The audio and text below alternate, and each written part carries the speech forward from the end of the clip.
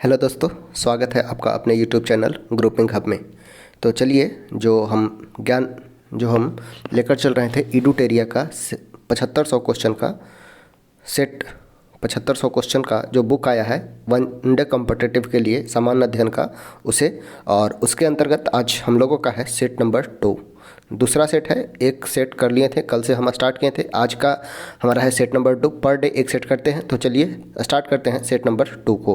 Question बोला गया है सेट नंबर 2 से है। सेट नंबर 2 है, ये यहाँ पे दिखलाई नहीं दिया है, कट गया है। सेट नंबर ये 2 है और 2 का क्वेश्चन पे चलते हैं अगर। तो फर्स्ट क्वेश्चन है pathway to God. Pathway to God नामक पुस्तक के लेखक कौन हैं? पाथवे टू गॉड, तो लेखक है महात्मा गांधी। ऑप्शन हो जाएगा डी, महात्मा गांधी हैं पाथवे टू गॉड के लेखक। अगर बात किया जाए महात्मा गांधी का, तो महात्मा गांधी के द्वारा रचित पुस्तक है वो है हिंद स्वराज। हिंद स्वराज है तथा नवजीवन है, यंग इंडिया है, माई एक्सपेरिमेंट विथ ट्रूथ है। देखिए, my experiment with truth, young India, Hind Swaraj और नवजीवन, ये सभी महात्मा गांधी के रचनात्मक कार्य हैं।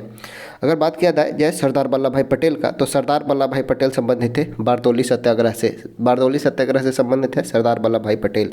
अरविंद घोष का बात किया जाए तो अरविंद घोष 1908 में अलीपुर षड्यंत्र में इन्हें जेल की सज़ा हुई थी तथा बाद में इन्हें ओरोविले आश्रम की स्थापना पौंडीचेरी में करते हैं। ओरोविले आश्रम के संस्थापक हैं अरविंद घोष। वही बात किया जाए जवाहरलाल नेहरू का, तो जवाहरलाल नेहरू के भारत के प्रथम प्रधानमंत्री होते हैं, उद्देश्य प्रस्ताव पेश करते हैं तथा जो बाद में प्रस्तावना बनता है, जवाहरलाल नेहरू स्वतंत्र भारत के प्रथम प्रधानमंत्री बनते हैं और भारतीय राष्ट्रीय कांग्रेस से संबंधित थे। इनका अगर रचनात्मक कार्य देखा जाए तो बुक लिखे हैं भारत की खोज यानी कि discovery of India, letter from father to his daughter, an autobiography, ये सभी जवाहरलाल नेहरू द्वारा रचित पुस्तक है। तो यहाँ पे पूछा गया था पाथवे टू गॉड पुस्तक के लेखक कौन है, तो ये हो जाएगा महात्मा गांधी। बात किया जाए महात्मा गांधी का, तो एक बुक याद रखना है, महात्मा गांधी का ऑटोबायोग्राफी था माई एक्सपेरिमेंट विथ ट्रूथ। वही अन्य का बात करें तो हिंद स्वराज 1909 में और यंग इंडिया 1932 में इनके द्वारा लिखा गया था। वही नवजीवन और हरिजन भी महात्मा गांधी का पत्रिका था। नेक्स्ट है निम्नलिखित अधिनियम को काल अनुक्रम के अनुसार व्यवस्थित करें। लेक्स लोकी अधिनियम। लेक्स लोकी अधिनियम कब आया? तो लेक्स लोकी अधिनियम आया था 1850 में। लेक्स लोकी अधिनियम 1850 में। बंगाल टेनेंसी एक्ट 1885 में। जब भारत में भारतीय राष्ट्रीय कांग्रेस का गठन होता है तो लॉर्ड डफरिन के समय में ही बंगाल टेनेंसी एक्ट आता है। बंगाल टेनेंसी एक्ट 1885 में। आयु की सम्मति अधिनियम। आयु की सहमति अधिनियम अगर बात किया जाए तो एज ऑफ कॉन्सेंट एक्ट आया था 1891 में। 1891 में एज ऑफ कॉन्सेंट एक्ट जो विवाह से संबंधित था। उसी तरह दो और आए थे 1872 में नेटिव मैरिज एक्ट और 1929 में शारदा एक्ट, ये भी विवाह से संबंधित अधिनियम थे। आयु की सहमति अधिनियम, एज ऑफ कॉन्स्टेंट एक्ट 1891 में, और भारतीय विश्वविद्यालय अधिनियम आया था 1904 में लॉर्ड कर्जन के समय में। 1904 में लॉर्ड कर्जन के समय में भारतीय विश्वविद्यालय अधिनियम आया था। तो यहाँ क्वेश्चन पर पूछा गया है कौन सा सही उत्तर का चयन करें, तो लोक लेक्सी अधिनियम 1850 में, तो प्रथम हो जाएगा 1, उसके बाद हो जाएगा बंगाल टेनेंसी एक्ट 1885 में, आयु की सहमति अधिनियम 1891 में 3, उसके बाद हो जाएगा 4 भारतीय विश्वविद्यालय अधिनियम 1904 में, और ये हुआ था लॉर्ड कर्जन के समय में। तो ऑप्शन हो जाएगा डी, 1, 2, 3, 4। नेक्स्ट है ईश्वर चंद्र विद्यासागर ने लड़कियों के लिए किस स्थान पर स्कूल की स्थापना की थी? ईश्वर चंद्र विद्यासागर का बात किया जाए तो ये विधवा पूर्ण विवाह से संबंधित थे, विधवा पूर्ण विवाह से, और इन्हीं के एक पत्रिका था सोम प्रकाश। विधवा पूर्ण विवाह की घटना से संबंधित था एक पत्रिका सोम प्रकाश। विधवा पूर्ण विवाह लागू कब होता है? तो लॉर्ड कैनिंग के समय में 1856 में। 1856 में विधवा पूर्ण विवाह लागू होता है। क्वेश्चन पूछा गया था ईश्वर चंद्र विद्यासागर के द्वारा लड़कियों के लिए किस स्थान पर एक स्कूल का स्थापना किया गया था? तो स्कूल का स्थापना कलकत्ता में किया गया था। ऑप्शन हो जाएगा ए। नेक्स्ट है बोस्टन की टी पार्टी कब होती है? बोस्टन की टी घटना कब होता है? तो ये होता है 1773 में। 1773 में होता है बोस्टन का टी पार्टी। टी पार्टी था अमेरिकी क्रांति का से संबंधित था, अमेरिकी क्रांति से संबंधित है बोस्टन का टी पार्टी। वही बात किया जाए अमेरिकी क्रांति के बोस्टन के टी पार्टी से एक व्यक्ति का नाम याद रखना है, सैमुअल एडम्स। सैमुअल एडम्स का नाम याद रखना है, टी पार्टी से संबंधित है। अगर बात किया जाए 1453 में, तो 1453 में ही कुस्तुनतुनिया का पतन होता है। कुस्तुनतुनिया का पतन 1453 1953 में ही होता है। नेक्स्ट है नाई धोबी बंद सामाजिक बॉयकॉट का एक स्वरूप था जो वर्ष 1919 में कहा हुआ था? तो किसानों के द्वारा प्रतापगढ़ जिलों में चलाया गया था। किसान के द्वारा यूपी के प्रतापगढ़ में चलाया गया था नाई धोबी बंद सामाजिक बॉयकॉट 1919 में। असहयोग आंदोलन के समय यूपी के प्रतापगढ़ जिला में किसानों के द्वारा चलाया गया एक सामाजिक बहिष्कार आंदोलन था नाई धोबी बंद। ऑप्शन हो जाएगा ए। नेक्स्ट है संगम युग में उरियूर किस लिए फेमस था, किस लिए विख्यात था? तो यह कपास के व्यापार का महत्वपूर्ण केंद्र था। उरियूर कपास के व्यापार का प्रमुख केंद्र था। ऑप्शन हो जाएगा बी। बात किया जाए संगम युग का, तो संगम युग में तीन तमिल कवियों का संगोष्ठी होता था जिसे संगम कहा गया। 3 संगम हुए थे। और उरियूर किस लिए फेमस था? तो यह कपास के व्यापार का एक महत्वपूर्ण केंद्र था। ऑप्शन हो जाएगा बी। नेक्स्ट है सूची 1 को 2 से सुमिलित करना है। ये कुछ बुक है और लेखक बतलाना है। फतुह उल सलातिन के लेखक है अब्दुल मलिक इशामी। फतुहत उल सलातिन के लेखक हैं वही फतुहात ए फिरोज शाही के लेखक है फिरोज शाह तुगलक। फतुहात ए फिरोज शाह तुगलक द्वारा रचित पुस्तक है। तारीख ए फिरोज शाही जियाउद्दीन बर्नी लिखते हैं तथा खैजन उल फतुह अमीर खुसरो के द्वारा लिखा गया है। अमीर खुसरो के द्वारा खैजन उल फतुह, तारीख ए फिरोज शाही जियाउद्दीन बर्नी के द्वारा। ऑप्शन हो जाएगा 2 1 4 3। ऑप्शन नंबर हो जाएगा सी। नेक्स्ट है सिंधु सभ्यता से प्राप्त मुहर में कौन से वृक्ष की आकृति मिलती है? सिंधु सभ्यता से प्राप्त मुहरों में अगर बात किया जाए सिंधु सभ्यता का, तो सिंधु सभ्यता में जो मुहर बनाते थे वो बनाया जाता था सिलेखड़ी का। मुहर जो होता था सिलखेड़ी का बनाया जाता था और उसमें वृक्ष की आकृति मिलती है। कौन से वृक्ष का आकृति मिलता है? तो वह था पीपल का वृक्ष। ऑप्शन हो जाएगा बी। इसमें एक सिंह वाले पशुओं में अगर बात किया जाए तो एक श्रृंगी पशु का अंकन मिलता है। अगर पशु में एक श्रृंगी पशु का, वही वृक्ष में पीपल का वृक्ष को देखने को मिलता है। ऑप्शन हो जाएगा बी। नेक्स्ट है प्रसिद्ध मराठी उपन्यास मृत्युंजय के लेखक कौन है? मृत्युंजय के लेखक कौन है? तो शिवाजी सांबत। ऑप्शन हो जाएगा सी। नेक्स्ट है निम्नलिखित में से किस घटना ने ब्रिटिश ईस्ट इंडिया कंपनी को बंगाल सूबे का वास्तविक मालिक बनाया था? क्वेश्चन पूछा गया कौन सा घटना जो है वो ब्रिटिश ईस्ट इंडिया कंपनी को बंगाल के सूबे का वास्तविक मालिक बनाया था? तो वो था 22 अक्टूबर 1764 को बक्सर का युद्ध। 22 अक्टूबर 1764 का युद्ध जो होता है वो बंगाल के नवाब, अवध के नवाब और मुग़ल शासक के बीच होता है। तीनों के बीच मुग़ल शासक शाह आलम द्वितीय, बंगाल का नवाब मीर जाफ़र और अवध का नवाब सिजाउद्दौला और हेक्टर मुनरो के विरुद्ध युद्ध होता है जिसमें हेक्टर मुनरो की जीत होती है। ब्रिटिश की तरफ से हेक्टर मुनरो युद्ध कर रहा होता है। हेक्टर मुनरो इस युद्ध में जीत जाता है। हेक्टर मुनरो के युद्ध के जीतने के फलस्वरूप भारत में ब्रिटिश ईस्ट इंडिया कंपनी को दीवानी अधिकार प्रदान की जाती है और वो प्रदान किया जाता है 1765 में। 1765 में इलाहाबाद की संधि होती है। इलाहाबाद की संधि 12 अगस्त 1765 को इलाहाबाद की संधि होती है। 12 अक्टूबर 1765 को इलाहाबाद की संधि होती है और वो होता है मुग़ल रूलर शाह आलम द्वितीय और रॉबर्ट क्लाइव के बीच। और इस संधि के फलस्वरूप बंगाल और बिहार का दीवानी अधिकार प्रदान किया जाता है जिसमें बंगाल के लिए हैदर रजा खान को और बिहार के लिए सिताब राय को नियुक्त कर दिया जाता है। राजा हैदर खान को नियुक्त किया जाता है बंगाल के लिए। तो इसी के तहत दीवानी अधिकार प्रदान किया जाता है बक्सर की लड़ाई के फलस्वरूप। ऑप्शन हो जाएगा बी। अगर बात किया जाए प्लासी की लड़ाई में, तो प्लासी का भी लड़ाई में जीत होता है ब्रिटिशर्स का। तो ये प्लासी के युद्ध के फलस्वरूप दीवानी अधिकार प्रदान नहीं किया गया था। हालांकि इस युद्ध में भी बंगाल में उसने अपना कंपनी स्थापित करने में सफल हुआ था, अपना फैक्ट्री स्थापित करने में सफल हुआ था ब्रिटिशर्स। ऑप्शन यहाँ पे हो जाएगा बक्सर का लड़ाई। नेक्स्ट है जहांगीर ने किसे नादिर उल असर की उपाधि का खिताब दिया था? नादिर उल असर का खिताब किसे दिया गया था? तो उस्ताद मंसूर का। याद कैसे रखेंगे? 2 उपाधि है, एक अब्दुल हसन का और एक नादिर और उस्ताद मंसूर का। तो मंसूर को नादिर उल असर की उपाधि दी गई थी और वही अब्दुल हसन को नादिर अल जमान की उपाधि दी गई थी। नादिर अल जमान की उपाधि अब्दुल हसन को दिया गया था। नादिर उल जमान की उपाधि अब्दुल हसन को दिया गया था। बात किया जाए यहाँ पे लास्ट में जो है वो है असर। असर को मंसूर को दिया गया था। ठीक है, कुछ रिलेट करने का प्रयास कर रहे हैं। मंसूर है लास्ट में और यहाँ पे असर है, तो नादिर उल असर की उपाधि उस्ताद मंसूर को, और यहाँ हसन है, अब्दुल हसन है, लास्ट में न है तो जमान, नादिर उल जमान की उपाधि अब्दुल हसन को दिया गया था, याद रखना है। बात किया जाए जहांगीर का, तो जहांगीर के समय चित्रकला का स्वर्ण युग माना जाता है। चित्रकला का स्वर्ण युग जहांगीर के समय को माना जाता है। दो प्रसिद्ध चित्रकारी थे, उस्ताद मंसूर और अब्दुल हसन। उस्ताद मंसूर को नादिर उल उसर की उपाधि और अब्दुल हसन को नादिर उल जमान की उपाधि दी गई थी। ऑप्शन हो जाएगा बी। देखिए यहाँ पे कुछ बातों को लिख दिया गया है, क्योंकि लिखने में यहाँ पे ज़्यादा प्रॉब्लम हो रहा था, उसी को सुलझाने के लिए कुछ बातों को बुक पर ही लिख दिया गया है।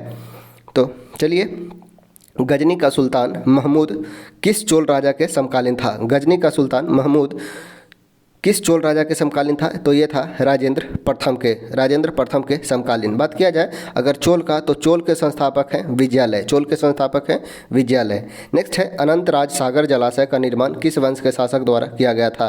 अनंत राज सागर का निर्माण किस वंश के शासक द्वारा किया गया था? तो विजयनगर साम्राज्य के संस्थापकों के द्वारा अनंत राज सागर जलाशय का निर्माण किया गया था। बात किया जाए विजयनगर का, तो विजयनगर साम्राज्य का स्थापना 1336 ईस्वी में मोहम्मद बिन तुगलक के समय में हरिहर एवं बुक्का नामक दो भाइयों के द्वारा किया जाता है। वही बात किया जाए पाल वंश का, तो पाल वंश के संस्थापक हैं गोपाल, जिसने उदंतपुरी विश्वविद्यालय की स्थापना की थी। गोपाल उदंतपुरी विश्वविद्यालय के संस्थापक थे। नेक्स्ट है मंगोल शासक चंगेज खां की मृत्यु कब हुई? तो ये होता है 1227 में। 1227 में चंगेज खां की मृत्यु होती है। वही 1221 में इल्तुतमिश के समय चंगेज खान का भारत पर आक्रमण होता है। 1221 में चंगेज खां का आक्रमण होता है भारत पर। वही अगर बात किया जाए 1398 में तैमूर लंग का आक्रमण होता है। देखिए मध्यकालीन इतिहास का बात किया जाए तो 3 प्रमुख विदेशी आक्रमण है। 1221 में चंगेज खां का आक्रमण, 1398 में तैमूर लंग का आक्रमण और 1739 में नादिर शाह का आक्रमण। ये सभी याद रखना है।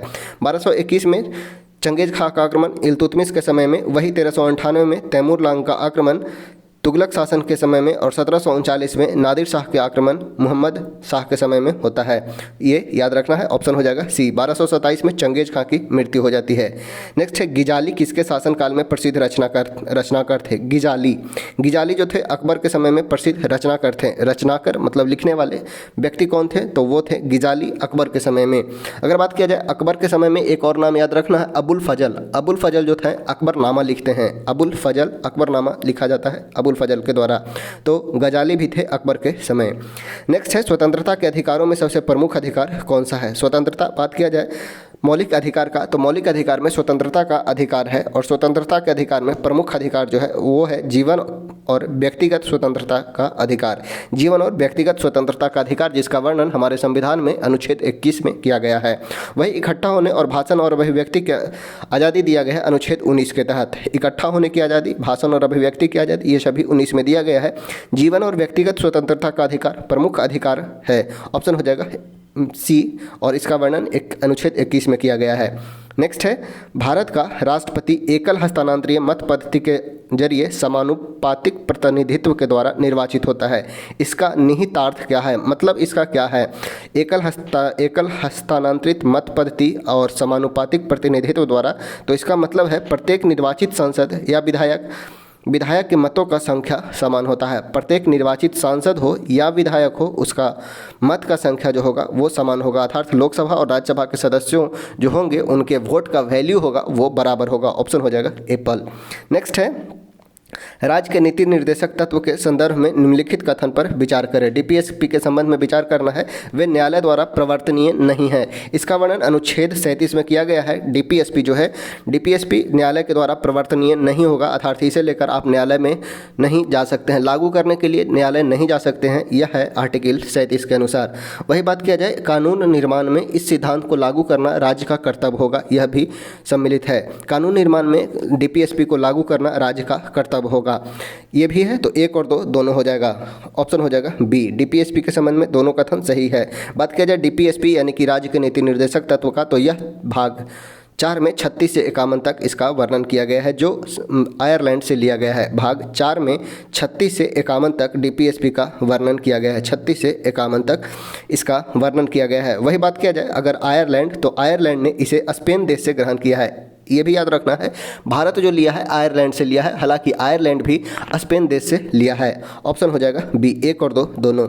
नेक्स्ट है भारतीय दंड संहिता की कौन सी धारा महिलाओं की सहमति के बिना गर्भपात करने के अपराध से संबंधित है? तो यह है अनुच्छेद धारा 313। महिलाओं की सहमति के बिना गर्भपात कराने के अपराध से संबंधित है धारा 313। ऑप्शन हो जाएगा बी। नेक्स्ट है वैसे संसाधन जो वर्षों के उपयोग से समाप्त हो जाते हैं। वैसा संसाधन जो वर्षों के उपयोग से समाप्त हो जाते हैं उसे क्या कहलाता है? तो वो कहलाता है अनवीकरणीय संसाधन। मतलब अर्थात कहने का ये तात्पर्य है कि कुछ संसाधन वैसे होते हैं जो हम ज़्यादा यूज करें तो वो समाप्त हो जाएंगे, तो वो कहलाते हैं अनवीकरणीय संसाधन, यानी कि non renewable source of energy होगा, अनवीकरणीय होगा। ऑप्शन हो जाएगा बी। नेक्स्ट है भूदृश्य पर जल, पवन एवं हिम जैसे विभिन्न घटकों के द्वारा होने वाले क्षय को क्या कहते हैं? तो इसे अपरदन कहा जाता है। भूदृश्य पर जल, पवन और हिम जैसे विभिन्न घटकों के द्वारा होने वाले क्षय को अपरदन कहा जाता है। वही अपक्षय जो होता है एक स्थान पर होता है, लेकिन अपरदन में सामग्री का परिवहन होता है। अगर बात किया जाए अपसादन यानी कि सेडिमेंटेशन का, तो सेडिमेंटेशन में किसी तरल में उपस्थित कणों का जमाव होता है। कोई अगर वाटर है, वाटर में ड्रॉपलेट्स है, कुछ सैंडस्टोन है, पार्टिकल्स है, तो उसका जमना ये कहलाता है अपसादन। अपक्षय कोई एक जगह पे ही होता है, लेकिन अपरदन जो होता है, अपरदन में सामग्री का बहाव होता है। तो ऑप्शन हो जाएगा सी, अपरदन। नेक्स्ट है भारत के उत्तर पश्चिमी भाग में अमेरिकी कपास की किस्म को किस नाम से जाना जाता है? भारत के उत्तर पश्चिमी भाग में अमेरिकी कपास को किस नाम से जाना जाता है? तो यह है बोरो नाम से जाना जाता है। ऑप्शन हो जाएगा ए, बोरो। अरेबिका कॉफ़ी का प्रकार है। नेक्स्ट है किस नदी को व्यथ के नाम से भी जाना जाता है? व्यथ के नाम से किसे जाना जाता है? तो व्यथ को झेलम नदी के नाम को व्यथ के नाम से जाना जाता है। झेलम को व्यथ के नाम से भी जाना जाता है। बात किया जाए झेलम का, तो झेलम का पुराना नाम जो है वो है बितस्ता। झेलम का पुराना नाम है बितस्ता। उरी प्रोजेक्ट जो है वो झेलम नदी पर बनाया गया है। उरी प्रोजेक्ट याद रखना है। उरी प्रोजेक्ट कहाँ पे है? तो झेलम नदी पे। ऑप्शन हो जाएगा ए। नेक्स्ट है टीई पर्वत। टीई पर्वत किस राज्य में स्थित है? टीई पर्वत किस राज्य में है? तो यह है नागालैंड में। नागालैंड में है टीई पर्वत। वही बात किया जाए नागालैंड का सर्वोच्च ऊंची चोटी है वो है माउंट सारामती। ये भी क्वेश्चन पूछ लिया जाता है। नागालैंड का सबसे ऊंची चोटी जो है वो है माउंट सारामती। अगर बात किया जाए गुजरात का, तो गुजरात में है मानगढ़ पहाड़ियाँ। मानगढ़ पहाड़ियाँ हैं वो है गुजरात में। और गुजरात में एक और पहाड़ी याद रखना है, गिरनार है गुजरात में। मणिपुर में बात किया जाए तो मणिपुर का सर्वोच्च चोटी है वो है फेंगपुई है मणिपुर का सर्वोच्च चोटी। अगर बात किया जाए बिहार का, तो बिहार का सर्वोच्च चोटी है सोमेश्वर की पहाड़ियाँ। वही झारखंड का बात किया जाए तो वो है पारसनाथ की पहाड़ियाँ। बिहार का हो जाएगा तो वो हो जाएगा सोमेश्वर की पहाड़ी सबसे ऊंची चोटी। वही अगर बात किया जाए झारखंड का सबसे ऊंची चोटी है तो झारखंड का सबसे ऊंची चोटी है पारसनाथ की पहाड़ियाँ। यहाँ पे हो जाएगा नागालैंड में है टीई पर्वत। ऑप्शन हो जाएगा ए। नेक्स्ट है कोयला का जलना किस प्रकार की अभिक्रिया का उदाहरण है? तो कोयला का जलना यह एक संयोजन अभिक्रिया है। ऑप्शन हो जाएगा सी, संयोजन अभिक्रिया। नेक्स्ट है फ्लाई ऐश प्रदूषण होता है किसके द्वारा? तो ताप विद्युत संयंत्र में एनटीपीसी यानी कि नेशनल थर्मल पावर कॉर्पोरेशन में एनटीपीसी से जो उत्पन्न होता है, थर्मल पावर से जो जनरेट होता है, टीपी से जो जनरेट होता है, उसमें फ्लाई ऐश का निर्माण होता है। फ्लाई ऐश का निर्माण कुछ इस प्रकार से, अगर चिमनी है तो चिमनी से निकलने वाले धुआं से फ्लाई ऐश का निर्माण होता है। चिमनी से निकलने वाले धुएं से फ्लाई ऐश यानी कि कोयले का बचा हुआ अवशेष कहलाता है फ्लाई ऐश। और इसका यूज जो होता है वो घर बनाने में और घर बनाने में किया जा सकता है। इस फ्लाई ऐश का यूज घर बनाने में, साथ ही साथ जहाँ से खाद्यान्नों में जहाँ से कोयला निकाला जाता है उसको फिलअप करने में किया जाता है इस फ्लाई ऐश का यूज। अगर बात किया जाए फ्लाई ऐश को प्रदूषण से बचाने के लिए, फ्लाई ऐश हमारे वायुमंडल में न जाए इसके लिए हम थर्मल पावर प्लांट में इलेक्ट्रोस्टैटिक प्रेसिपिटेटर का यूज़ करते हैं। इलेक्ट्रोस्टैटिक प्रेसिपिटेटर का यूज़ करते हैं फ्लाई ऐश को रोकने के लिए। ताप विद्युत संयंत्र से निकलता है फ्लाई ऐश, याद रखना है। ताप विद्युत संयंत्र से निकलता है फ्लाई ऐश और उस फ्लाई ऐश को वायुमंडल में ना जाने से रोकने के लिए हम इलेक्ट्रोस्टैटिक प्रेसिपिटेटर का यूज करते हैं। ऑप्शन हो जाएगा बी। नेक्स्ट है तुलसी के पौधे का औषधीय महत्व किसके उपस्थिति के कारण होता है? तुलसी जो हम देखते हैं, तुलसी का यूज जो होता है औषधीय महत्व होता है किसके उपस्थिति के कारण? तो फिनॉल और फ्लोवोनाइड्स के कारण। फिनॉल और फ्लोवोनाइड्स के कारण। ऑप्शन हो जाएगा डी। नेक्स्ट है सूची एक को दो से सुमेलित करना है। सोडियम बेंजोएट, सोडियम बेंजोएट का यूज किया कि किस में किया जाता है, तो फलों के रसों को परिरक्षण करने में, फलों के रस को परिरक्षण करने में सोडियम बेंजोएट का यूज किया जाता है। ऑप्शन एक का ए होगा। कैल्शियम हाइड्रोक्साइड का बात किया जाए यानी कि कैल्शियम हाइड्रोक्साइड CaOH का हॉल ट्वाइस। कैल्शियम हाइड्रोक्साइड का यूज अगर देखें तो ब्लीचिंग पाउडर बनाने में किया जाता है। इसका सूत्र होता है CaOClCl। CaOClCl ब्लीचिंग पाउडर का फॉर्मूला होता है। कैल्शियम हाइड्रोक्साइड का यूज ब्लीचिंग पाउडर बनाने में किया जाता है। वही बात किया जाए नाइट्रिक अम्ल का, तो नाइट्रिक अम्ल का उपयोग रासायनिक उद्योग में किया जाता है। नाइट्रिक अम्ल यानी कि HNO3 का यूज रासायनिक उद्योग में किया जाता है। बात किया जाए सल्फ्यूरिक अम्ल का, तो सल्फ्यूरिक अम्ल का यूज पेट्रोलियम शोधन में किया जाता है। यानी कि ऑप्शन हो जाएगा 1 3 4 2, 1 3 4 2, ऑप्शन हो जाएगा बी 1 3 4 2। सोडियम बेंजोएट का यूज फलों के रसों को परिरक्षण करने में, कैल्शियम हाइड्रोक्साइड का यूज ब्लीचिंग पाउडर बनाने में, नाइट्रिक अम्ल का उपयोग रासायनिक उद्योग में, सल्फ्यूरिक अम्ल का उपयोग पेट्रोलियम शोधन में किया जाता है। ऑप्शन हो जाएगा बी। नेक्स्ट अगर देखा जाए कौन सा आवश्यक तत्व है जिसका उपयोग प्रोटीन के संश्लेषण में किया जाता है, तो प्रोटीन के संश्लेषण में नाइट्रोजन का यूज किया जाता है। ऑप्शन हो जाएगा ए। नेक्स्ट है पादप में जाइलम उत्तक का कौन सा भाग भोजन भंडारण करता है। पादपों में जाइलम उत्तक, पादप में दो प्रकार के उत्तक होते हैं, एक है जाइलम, एक है फ्लोएम। जाइलम जो होता है शरीर के पौधों के जड़ से विभिन्न भागों तक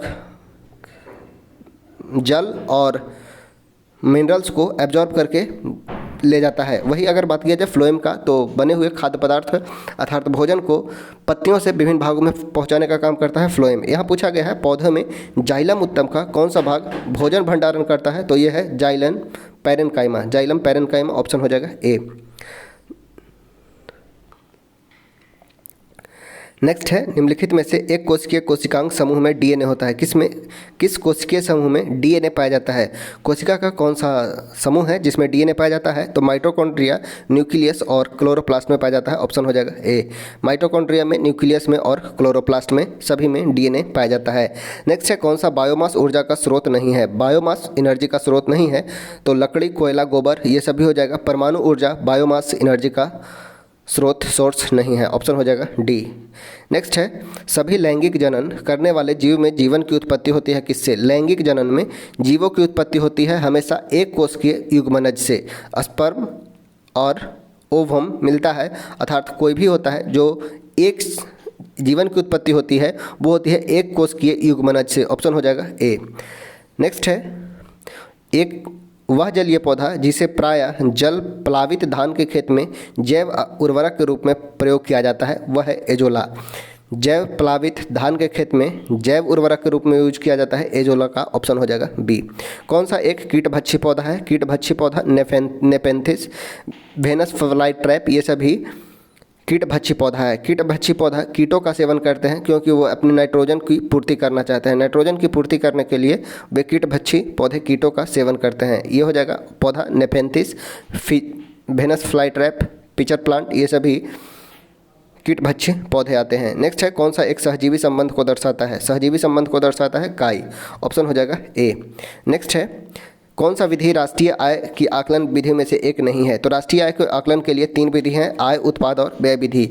आय विधि, उत्पाद विधि और व्यय विधि राष्ट्रीय आय के आकलन की विधि है, वितरण विधि नहीं है, अर्थात ऑप्शन हो जाएगा ए। नेक्स्ट है अपने निवेश के बदले में एक शेयर धारक प्राप्त क्या करता है। अपने निवेश के बदले में एक शेयर धारक को क्या मिलता है, तो लाभांश मिलता है और बोनस शेयर मिलता है। ऑप्शन हो जाएगा बी। आधुनिकीकरण में सम्मिलित क्या होता है। आधुनिकीकरण में नवीन प्रौद्योगिकी का प्रयोग तथा सामाजिक दृष्टिकोण में परिवर्तन लाना आधुनिकीकरण कहलाता है, अर्थात ऑप्शन हो जाएगा सी। नेक्स्ट देखते हैं पारिस्थितिकी तंत्र के संबंध में। पारिस्थितिकी तंत्र के संबंध में बात किया जाए पारिस्थितिकी तंत्र का, तो पारिस्थितिकी तंत्र का प्रयोग जो किए थे वो थे एजी टेंसले। याद करना है पारिस्थितिकी तंत्र का प्रयोग एजी टेंसले के द्वारा किया गया था। एजी टेंसले याद कैसे रखेंगे। एक है अर्नेस्ट हैकल। पारिस्थितिकी वर्ड का यूज अर्नेस्ट हैकल के द्वारा किया गया था। पारिस्थितिकी वर्ड अगर बात किया जाए तो अर्नेस्ट हैकल के द्वारा यूज किया गया था, अर्नेस्ट हैकल। और पारिस्थितिकी तंत्र का बात किया जाए तो एजी टेंसले ने प्रयोग किया था। पारिस्थितिकी तंत्र किसने दिया, तो एजी टेंसले, और पारिस्थितिकी वर्ड दिया अर्नेस्ट हैकल। दोनों क्वेश्चन पूछा जाता है और कन्फ्यूजन होता है, इसको इस तरह से याद रखेंगे। तंत्र अगर पूछा जाएगा तो टी से होगा, तंत्र टी से स्टार्ट जो होगा वो होगा तंत्र, और टी से ही होता है टेंसले। वही बात किया जाए पारिस्थितिकी का, तो पारिस्थितिकी हो जाएगा अर्नेस्ट हैकल। क्वेश्चन वो नहीं है, क्वेश्चन पूछा गया है पारिस्थितिकी तंत्र के संदर्भ में निम्नलिखित कथन पर विचार करें। स्वपोषी स्तर पर उत्पादन को प्राथमिक उत्पादक कहा जाता है। स्वपोषी स्तर पर उत्पादन को प्राथमिक उत्पादकता कहा जाता है, बिल्कुल सही है। वही बात किया जाए द्वितीयक उत्पादकता का संदर्भ परपोषीय स्तर से है। द्वितीयक उत्पादकता का संदर्भ परपोषीय स्तर से है, तो ये भी बिल्कुल सही है, अर्थात क्वेश्चन ऑप्शन ए और दो दोनों सही होगा, एक और दो दोनों हो जाएगा। नेक्स्ट है यामिनी कृष्णमूर्ति। यामिनी कृष्णमूर्ति का संबंध किस नृत्य शैली से है? तो इनका संबंध है कुचिपुड़ी से। कुचिपुड़ी से संबंधित है यामिनी कृष्णमूर्ति, और कुचिपुड़ी जो है वो है आंध्र प्रदेश का शास्त्रीय नृत्य। मणिपुरी मणिपुर का है। कथक उत्तर भारत का है। ओडिसी उड़ीसा का है। बात किया जाए शास्त्रीय नृत्य का, तो शास्त्रीय नृत्य की संख्या है 8। नेक्स्ट है निम्नलिखित घटना पर विचार कीजिए तथा इन्हें सही काल अनुक्रम में व्यवस्थित कीजिए, सबसे पहले से प्रारंभ करते हुए आखिरी गतिविधि तक। पाई मेसॉन की खोज का बात किया जाए तो पाई मेसॉन का खोज 1947 में हुआ। वही न्यूट्रॉन की खोज चैडविक के द्वारा या गोल्डस्टीन के द्वारा 1932 में किया गया। प्रोटॉन की खोज 1898 में रदरफोर्ड के द्वारा, और इलेक्ट्रॉन की खोज जे थॉमसन के द्वारा 1897 में किया गया। 1897 में इलेक्ट्रॉन की खोज, अर्थात 3 हो जाएगा। उसके बाद 98 में प्रोटॉन की खोज, उसी के बाद न्यूट्रॉन की खोज हुआ 1932 में, यानी कि हो जाएगा 3, 4, 2, 1, ऑप्शन नंबर सी। पाई मेसॉन की खोज 1947 में होती है। अगर सिर्फ मेसॉन बोला जाता तो मेसॉन की खोज युकावा के द्वारा, पाई मेसॉन की खोज अलग किए हैं। नेक्स्ट है किस राज्य में हर वर्ष इको रिट्रीट के महोत्सव आयोजित किया जाता है? इको रिट्रीट का महोत्सव उड़ीसा में किया जाता है, ऑप्शन हो जाएगा बी। इको रिट्रीट महोत्सव मनाया जाता है उड़ीसा में। वही अगर बात किया जाए उड़ीसा में, तो उड़ीसा में मनाया जाता है रज पर्व। रज पर्व, नुआखाई महोत्सव, ये सभी उड़ीसा का प्रमुख पर्व है। नेक्स्ट है दहेज निषेध अधिनियम को किस वर्ष पारित किया गया? दहेज निषेध अधिनियम को किस वर्ष पारित किया गया? तो यह है 1961 में। दहेज निषेध अधिनियम 1961 में आया। वही जनप्रतिनिधि अधिनियम आया 1951 में। जनप्रतिनिधि अधिनियम आता है 1951 में। हिंदू विवाह अधिनियम आता है 1955 में। हिंदू विवाह अधिनियम आता है 1955 में। जनप्रतिनिधि अधिनियम 1951 में, और दहेज निषेध अधिनियम 1961 में। नेक्स्ट है राजा लीलादित्य ने किस राज्य पर शासन किया था? राजा लीलादित्य ने किस राज्य पर शासन किया था? तो ये किए थे कश्मीर पर। कश्मीर पर राजा लीलादित्य ने शासन किए थे, और ये कारकोट वंश से संबंधित हैं। कारकोट वंश से संबंधित है, और इनके द्वारा ही कश्मीर में मार्तंड का सूर्य मंदिर का निर्माण किया जाता है। कारकोट वंश के द्वारा कारकोट वंश के राजा लीलादित्य के द्वारा कश्मीर में मार्तंड का सूर्य मंदिर बनाया जाता है। वही अगर बात किया जाए कोणार्क में, तो कोणार्क का सूर्य टेम्पल का निर्माण, कोणार्क के सूर्य मंदिर का निर्माण राजा नरसिंह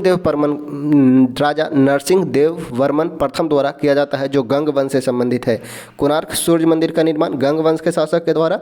वही कश्मीर में मार्तंड सूर्य मंदिर का निर्माण करकोट वंश के द्वारा, और मोढेरा का सूर्य मंदिर का निर्माण सोलंकी वंश के शासक द्वारा किया जाता है। सोलंकी वंश के शासक द्वारा किया जाता है मोढेरा का सूर्य मंदिर का निर्माण। नेक्स्ट है सर ए गुल फरोशा त्यौहार। सर ए गुल फरोशा त्यौहार का आयोजन कहाँ किया जाता है? तो ये किया जाता है दिल्ली में, ऑप्शन हो जाएगा ए। सर ए गुल फरोशा त्यौहार का आयोजन दिल्ली में किया जाता है, ऑप्शन हो जाएगा ए। विश्व रोगी सुरक्षा दिवस कब मनाया जाता है? तो ये मनाया जाता है 17 सितंबर को। विश्व रोगी सुरक्षा दिवस मनाया जाता है 17 सितंबर को। वही बात किया जाए अगर रोग से संबंधित दिवस का, तो रोग से संबंधित दिवस है कुष्ठ रोग दिवस मनाया जाता है 30 जनवरी को, कुष्ठ रोग दिवस मनाया जाता है। वही कैंसर दिवस का बात किया जाए तो कैंसर दिवस मनाया जाता है 4 फरवरी को, कैंसर दिवस मनाया जाता है। वही बात किया जाए मलेरिया दिवस, तो मलेरिया दिवस मनाया जाता है 25 अप्रैल को, और 24 मार्च को टीबी दिवस मनाया जाता है। 24 मार्च को टीबी दिवस मनाया जाता है। 7 अप्रैल को वर्ल्ड हेल्थ डे यानी कि स्वास्थ्य दिवस मनाया जाता है। वही अगर बात किया जाए 10 अप्रैल को, तो 10 अप्रैल को मनाया जाता है होम्योपैथिक दिवस। होम्योपैथिक दिवस 10 अप्रैल को। वही बात किया जाए निमोनिया दिवस, तो निमोनिया दिवस मनाया जाता है 12 नवंबर को। ये भी याद रखना है 12 नवंबर को निमोनिया दिवस, और 12 के करेंगे 14 नवंबर को किया जाता है मधुमेह दिवस। 14 नवंबर को मनाया जाता है मधुमेह दिवस। वही बात किया जाए एड्स का, तो 1 दिसंबर को मनाया जाता है वर्ल्ड एड्स डे। यहाँ पे हो जाएगा 17 सितंबर विश्व रोगी सुरक्षा दिवस मनाया जाता है। नेक्स्ट है किसने पाटलिपुत्रा को पॉलीब्रथा कहा था? पाटलिपुत्रा को पॉलीब्रथा किसने कहा था? तो मेगास्थनीज ने। मेगास्थनीज चंद्रगुप्त मौर्य के दरबार में आया था। इसने इंडिका नामक पुस्तक लिखता है। इसने पाटलिपुत्रा को पॉलीब्रथा कहकर संबोधित किया था। पाटलिपुत्रा को पॉलीब्रथा कहा मेगास्थनीज ने, चंद्रगुप्त मौर्य के दरबार में आता है, इंडिका नामक पुस्तक लिखता है। कौन सी पावर लोकल एरिया वायरलेस संचार तकनीकी से संबंधित है? तो ये होता है ब्लूटूथ। ब्लूटूथ लोकल एरिया से संबंधित वायरलेस संचार प्रणाली है। नेक्स्ट है किसे कृत्रिम बुद्धिमत्ता का जनक कहा जाता है? कृत्रिम बुद्धिमत्ता का जनक जॉन मैकार्थी को कहा जाता है। ऑप्शन हो जाएगा बी। कृत्रिम बुद्धिमत्ता अर्थात आर्टिफिशियल इंटेलिजेंस, एआई, जो आज का ज़माना है, एआई का ज़माना है और एआई का जनक कहा जाता है जॉन मैकार्थी का। बात किया जाए एलन ट्यूरिंग को, तो एलन ट्यूरिंग आधुनिक कंप्यूटर के जनक कहलाते हैं, एलन ट्यूरिंग। अगर बात किया जाए ब्लेज पास्कल का, तो ब्लेज पास्कल ने पास्कल का सिद्धांत दिया जिसके अनुसार, जिसके आधार पे संबंधित जो वस्तु होता है वो होता है हाइड्रोलिक ब्रेक। हाइड्रोलिक से संबंधित जो भी हो जाएगा वो होता है पास्कल के नियम पे आधारित, और उसने पास्कल का नियम दिया था। नेक्स्ट है स्मरणीय तथ्य कुछ है, देख लेते हैं। नकाशीदार ईंटों का प्रयोग का साक्ष्य प्राप्त हुआ है कहाँ से? तो नकाशीदार ईंटों का प्रयोग का साक्ष्य प्राप्त हुआ है कालीबंगा। कालीबंगा यह है राजस्थान में स्थित। कालीबंगा का मतलब होता है काली चूड़ियाँ। नकाशीदार ईंटों का प्रयोग का साक्ष्य मिला है कालीबंगा से। वही जो भी कॉस्मेटिक्स चीज़ का साक्ष्य मिला है वो कालीबंगा से ही मिला है। नर्तकी की कांस्य मूर्ति कहाँ से मिला है? तो मोहनजोदड़ो से मिला है। नर्तकी की कांस्य मूर्ति मोहनजोदड़ो से। शवों को दफनाने का प्रथा का प्रचलन था कहाँ था? तो वही था हड़प्पा में। शवों को दफनाने का प्रथा का प्रचलन था हड़प्पा में, और जलाने का प्रथा था मोहनजोदड़ो में। दफनाने का प्रथा जो था वो था हड़प्पा में, वही जलाने का प्रथा था वो था मोहनजोदड़ो में। वही बात किया जाए 3 मुख वाले देवता की मूर्ति प्राप्त कहाँ से हुई है? तो मोहनजोदड़ो से। 3 मुख वाले देवता की मूर्ति प्राप्त हुई है मोहनजोदड़ो से। मिट्टी द्वारा निर्मित हल का साक्ष्य प्राप्त हुआ है बनवाली से। मिट्टी द्वारा निर्मित हल का साक्ष्य मिला है बनवाली से। उन्नत जल प्रबंधन का साक्ष्य मिला है धौलावीरा से। उन्नत जल प्रबंधन कहाँ से मिला है? तो ये मिला है धौलावीरा से। शैलकृत स्थापत्य के प्राचीनतम प्रमाण कहाँ से मिले हैं? धौलावीरा से। वैसा हड़प्पा कालीन स्थल जो 3 भागों में विभाक्त था वो था धौलावीरा। धौलावीरा गुजरात में स्थित है, 3 भागों में विभक्त था। ऑप्शन हो जाएगा धौलावीरा। इस प्रकार आज हम लोगों ने सेट 2 कंप्लीट किया, उसके साथ साथ फैक्ट भी कंप्लीट किया। तो चलिए वीडियो को करते हैं यहीं पे पॉज। अगर आप चैनल पे पहली बार आए हैं तो चैनल को सब्सक्राइब कर लीजिएगा, बेल आइकन को दबा दीजिएगा ताकि आपको पल पल का नोटिफिकेशन मिलता रहे। चलिए ओके, थैंक यू।